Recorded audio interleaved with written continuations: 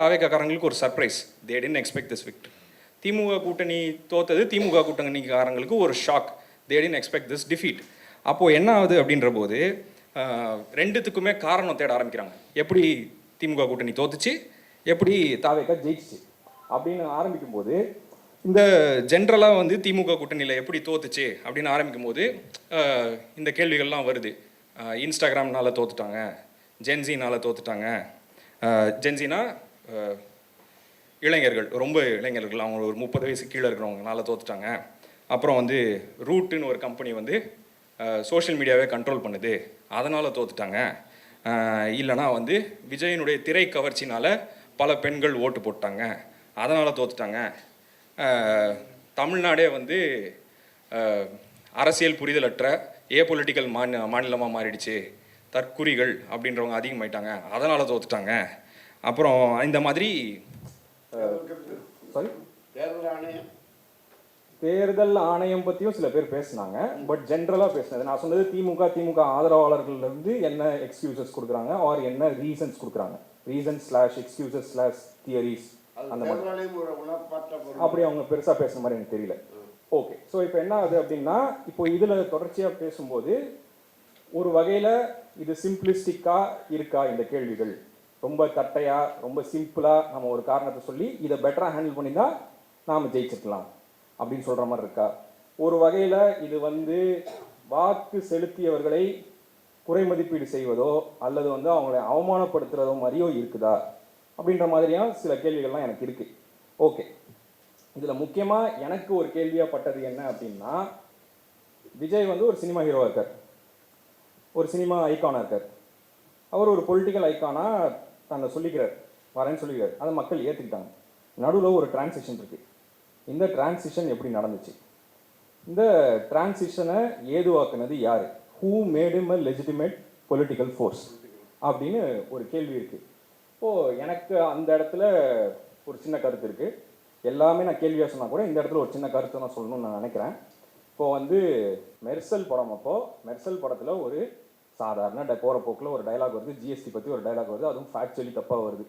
சரி, அந்த மாதிரி ஒரு டைலாக் வந்தோடனே இன்னைக்கு பாசிச எதிர்ப்புன்னு யார் யாரெல்லாம் நம்மலாம் பேசுகிறோமோ, நம்மளில் ஒரு பெரிய செக்ஷன் வந்து விஜய் வந்து ஒரு பாசிச எதிர்ப்பு பேசிட்டாரு, இவ்வளோ பெரிய ஸ்டார் வந்து பிஜேபிக்கு எதிராக ஒரு டைலாக் பேசிட்டாரு, இது வந்து ஒரு கட்ஸான விஷயம், இது ஒரு பாசிச எதிர்ப்பு நடவடிக்கை அப்படின்னு பேச ஆரம்பித்தாங்க. அதோடைய தொடர்ச்சியாக என்னாச்சு அப்படின்னா, இப்போ ஹெச் ராஜா வந்து அவரை சீண்டினார், அதுக்கு விஜய் வந்து தன்னை அக்செப்ட் பண்ணிக்கிட்டாரு, அது எல்லாமே நடந்துச்சு. சரி, ஓகே. அதுக்கப்புறமா வந்து என்னாச்சு அப்படின்னா, பீஸ்ட் படம் ட்ரெய்லர் வருது, ஒரு காவி துணியை விஜய் கிழிக்கிறாரு, கிழிச்ச உடனே இது ஒரு பாசிச எதிர்ப்பு அப்படின்னு பேசுகிறாங்க, அதாவது பாசிச எதிர்ப்பு சமிக்கை அப்படின்னு பேச ஆரம்பித்தாங்க. இப்போது பின்னாடி இருந்து இப்போ இங்கேருந்து திரும்பி பார்க்கும்போது அது எப்படி இருக்குன்னா, அந்த எல்லா விஷயங்களுமே வந்து விஜயை பொலிட்டிக்கல் ஃபோர்ஸாக லெஜிட்டிமைஸ் பண்ணுறதுக்கு பயன்பட்டு.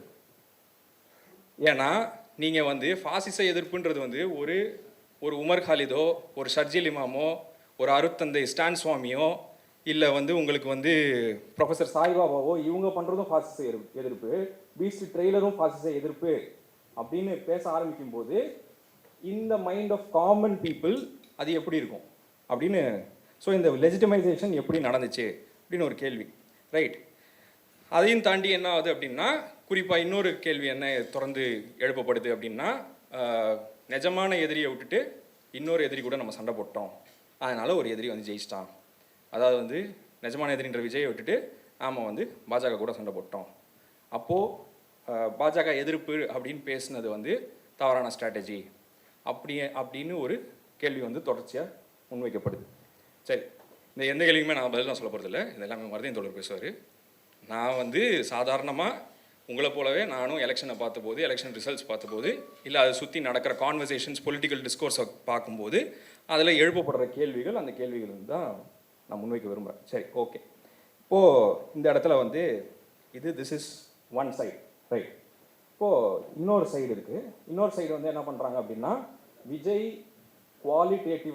வந்து குவாலிட்டேட்டிவாக குவான்டிடேட்டிவாக எதுவும் பண்ணுறதுக்கு முன்னாடியே அவருக்கு ஒரு ஒளிவட்டம் வரைகிறாங்க. உதாரணத்துக்கு இப்போ வந்து அவர் வந்து ஹிஸ்டாரிக்கலி இல்லாத நம்பர்ஸில் தலித் ரெப்ரசன்டேஷன் கொடுத்துருக்காரு அப்படின்னு சொல்கிறாங்க. By numbers it is true, but அது டோக்கனிசமில் வருமா அப்படின்ற கேள்வியெல்லாம் புனித பாண்டியன் தோழர் வந்து எழுப்புறாரு. Right, okay. அதே மாதிரி தான் with regards to Muslim representation, சரிங்களா? அவருடைய செக்குலர் கிரெடென்ஷியல்ஸ், அவர் என்ன பண்ணி தன்னை செக்குலர்னு இதுக்கு முன்னாடி நிரூபிச்சுக்கிட்டாரு. ஆனால் அவர் எதுவுமே பண்ணலனாலும் அவரை செக்குலர்னு டிக்ளேர் பண்ணிட்டாங்க. எந்த செயல்னால தன்னை அவர் செக்குலர்னு நிரூபிச்சுக்கிட்டாரு? எதுவுமே கிடையாது, ஓகேங்களா? ஆனால் தொடர்ச்சியாக விஜயோடைய குட்டி குட்டி சிக்னல்ஸை சுற்றி மிகப்பெரிய ஆர்குமெண்ட்ஸ் அண்ட் இன்டெலெக்சுவல் பேக்கிங் கொடுக்கறது வந்து இங்கே தொடர்ச்சியாக நடந்துகிட்டே இருக்குது, விச் இஸ் ஹைலி டேஞ்சரஸ், ஓகேங்களா? ஒரு சில கன்வென்ஷனல் அரசியல்வாதிகள் வந்து பல வருஷமாக அரசியலில் பில்ட் பண்ணுற க்ரெடிபிலிட்டியை you just give it on a platter to a newcomer, right? Okay. இந்த மாதிரி ஒரு அதில் என்ன சமஸ் வந்து ஆட்டத்திருப்பர்னு எழுதினாரா? ஏதோ நேற்று தான் கேள்விப்பட்டேன், ஆட்டத்திருப்பர்னு எழுதினாராங்க. அப்படின்னா என்னன்னா கேம் சேஞ்சராக ஆட்டத்திருப்பர்னு எழுதியிருக்காரான். சரி, ஓகே. நான் ஆட்டத்திருப்பரான்னு எனக்கு தெரியாது. ஆனால் கூட்டு குர்பானியில் மாட்டை வெட்ட விடலை, மேபி மாட்டை திருப்பர்னு வேணால் வச்சுக்கலாம், சரிங்களா? Right, okay.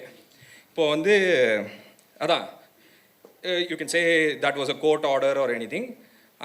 இப்போ வந்துட்டு நான் என்ன சொல்ல வரேன் அப்படின்னா, இந்த மாதிரி பல கேள்விகளை இப்போ ஏன் இந்த அவசரமாக அவர் வந்து ஒரு செயலை செஞ்சு அதற்கான கிரெடிட்டை எடுத்துக்கிட்டாருன்னா தெர் இஸ் நோ ப்ராப்ளம். ஆனால் அவர் செயலை செய்கிறதுக்கு முன்னாடியே அந்த கிரெடிட்டை வந்து கொடுத்து அவரை பேக் பண்ணுறதுக்கு ஏன் இவ்வளோ அவசரம் காட்டணும் அப்படின்றது ஒரு கேள்வியாக இருக்குது, ரைட்? அதுக்கப்புறம் உங்களுக்கு போஸ்ட் எலெக்ஷன் அலையன்ஸ் என்ன ஆகுது அப்படின்னா, இப்போ காங்கிரஸை ஒரு பக்கம் வச்சுக்கலாம், மற்ற அரசியல் கட்சிகள்லாம், திமுக கூட்டணியில் இருக்க அரசியல் கட்சிகள்லாம் ஒரு பக்கம் வச்சுக்கலாம். இப்போ மற்ற அரசியல் கட்சிகள்லாம் வந்து என்ன பண்ணுறாங்க அப்படின்னா, முதல்ல வந்து நாங்கள் வந்து புறவாசல் வழியாக ஒரு பாஜக ஆட்சியை தடுப்பதற்காக நாங்கள் வந்து வெளியே இருந்து ஆதரவு தரோம் அப்படின்னு சொல்கிறாங்க. அதுக்கப்புறம் அமைச்சரவையிலேயே பங்கெடுத்துக்கிறாங்க, பிசிகாவையும் ஐயுஎம்எல்லையும் சொல்கிறேன். 2 கம்யூனிஸ்ட் கட்சிகள் வந்து அமைச்சரவையில் பங்கெடுக்கல, சரி, ஓகே. இவங்க வந்து காங்கிரஸ் வந்து வேறு கதை, காங்கிரஸ் அப்புறமா வரும், சரி. இப்போது இவர்களை பற்றி பேசும்போது திமுக தரப்புலேருந்து இவங்கள பேசணும் சரி, இவங்க தரப்புலேருந்து திமுகவை பேசணும் சரி, ரொம்ப போலரைஸ்டாக இருக்குது டிஸ்கோர்ஸ். அதாவது வந்து கிட்டத்தட்ட எலெக்ஷன் மோட்லேயே எலெக்ஷன் முடிஞ்சும் எல்லாரும் இருக்கிறாங்க. ரொம்ப போலரைஸ்டாக இருக்குது. நாளுக்கு நாள் வந்து ரொம்ப கூர்மையாக சில சமயங்களில் தரம் தாழ்ந்து பேசுகிற டிஸ்கோர்ஸை நம்ம பார்க்குறோம். ஸோ இப்போ இந்த இடத்துல வந்து ஒரு வாய்ஸ் ஆஃப் ரீசனாக இருந்து ஒரு பாசிச எதிர்ப்பு நோக்கிலிருந்து இந்த அரசியலை பார்க்கும்போது என்ன மாதிரி கேள்விகளை நம்ம எழுப்பணும், என்ன மாதிரி பதில்களை நம்ம தேடணும் அப்படின்றத சிந்திச்சு பார்க்கணும்னு நான் நினைக்கிறேன். அதுலேயும் காங்கிரஸையும் ஒன்று சொல்லணும் அப்படின்னா, மற்ற கட்சிகள்லாம் வந்து அவங்க வந்து இப்போது விசிகாவோ இல்லை ஐயுஎம்எல்ஓ வந்து அவங்க வந்து அமைச்சரவையில் இடம் பெறுறாங்க அப்படின்னா, இப்போது விஜய் மாதிரி ஒரு ஃபோர்ஸ் வந்து எல்லா கட்சிகள்லேருந்தும் வாக்குகளை உருவும் போது இந்த மாதிரி சிறிய கட்சிகளுக்கு வந்து அது பெரிய டேஞ்சர். ஏன்னா அவங்கக்கிட்ட ரொம்ப சின்ன ஓட்டர் பேஸ் தான் இருக்கும். இந்த மாதிரி ஒரு புதிய ஃபோர்ஸ் வந்து வரும்போது அவங்க வைப் அவுட் ஆகலாம். So it is not just a question of power, அந்த அதிகாரத்தை அடையிறது மட்டும் இல்லை, it is a question of survival. So அந்த குறிக்கோளில் அவங்க எல்லாருமே தனித்தனியான கட்சிகள், அவங்க சில முடிவுகளை எடுக்கிறாங்க. அது நம்ம சீர்தூக்கி பார்க்கலாம், யார் சரி தப்பு, அதெல்லாம் ஒன்றும் பிரச்சனை இல்லை, ரைட், ஓகே. ஆனால் காங்கிரஸை பொறுத்த வரைக்கும் காங்கிரஸ் வந்து எடுத்த முடிவுன்றது வந்து தமிழ்நாட்டு பார்டருக்குள்ளே இருக்கிற முடிவு மட்டும் இல்லை, அது இந்தியா முழுமைக்கும் எதிரொலிக்கிற முடிவு. ஏன்னா 2019 அப்புறமா காங்கிரஸ் ராகுல் காந்தி வந்து கான்ஸ்டியூஷனை காப்பாற்றுவோம் அப்படின்னு தூக்கி நின்ன போது, அந்த கான்ஸ்டியூஷனை காப்பாற்றுவோன்றது ஒரு அப்ட்ராக்ட் ஐடியா. அந்த அப்ட்ராக்ட் ஐடியான்னு உடைய அர்த்தம் என்ன, லிபர்ட்டி, ஈக்குவாலிட்டி, ஃப்ரெட்டர்னிட்டி, ஜஸ்டிஸை காப்பாற்றுவோம் அப்படின்னு அதை கடைசி வரைக்கும் எடுத்துகிட்டு போனது எல்லாமே ரீஜனல் பார்ட்டிஸ். காங்கிரஸை தூக்கி சுமந்தது ரீஜனல் பார்ட்டிஸ். அந்த ஐடியாவை ஒரு கிரவுண்டில் ஒரு ஃபிசிக்கல் ஃபோர்ஸாக மாற்றினது ரீஜனல் பார்ட்டிஸ். ஆனால் ஆளாக எகிரி கூச்சு ஓடி போய் இந்த எலெக்ஷன் மட்டும் இல்லை, நான் எம்பி எலெக்ஷனுக்கும் நான் தான் சப்போர்ட் தருவேன்னு சொல்லிட்டு காங்கிரஸ் வந்து அவர்களை தூக்கி பிடிக்கிற ரீஜனல் பார்ட்டி மட்டும் இல்லை, பாசிச எதிர்ப்பு இயக்கங்கள், தேர்தலிலே பங்கேற்காத இயக்கங்கள், தேர்தலை புறக்கணிக்க சொல்கிற இயக்கங்கள் கூட வந்து நீங்கள் வந்து இந்தியா கூட்டணிக்கு ஓட்டு போடுங்கலாம் இத்தனை வருஷமாக கேட்டுக்கிட்டு இருக்காங்க. அந்த இயக்கங்களுடைய சிவில் சொசைட்டியோடைய பணிகள் அப்படின்னு சொல்லி எல்லாருக்குமே வந்து அவங்க எல்லாருக்குமே சேர்த்து தான் துரோகம் பண்ணியிருக்காங்க. துரோகன்ற வார்த்தையை வந்து இப்போ இந்த இடத்துலலாம் எங்கெங்கே பயன்படுத்தலாம் அப்படின்ற கேள்வியும் எழுது, சரி, ஓகே.